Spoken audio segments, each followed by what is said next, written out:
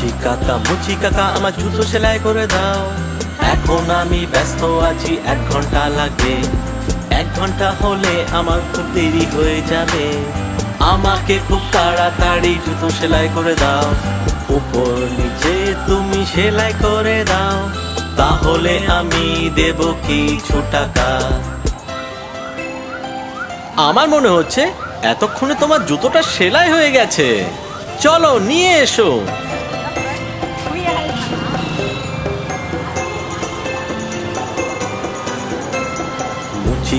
মুচি কাকা আমি এসে গেছি।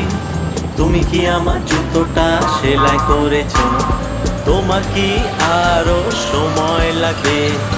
আমি আর অপেক্ষা করতে পারছি না।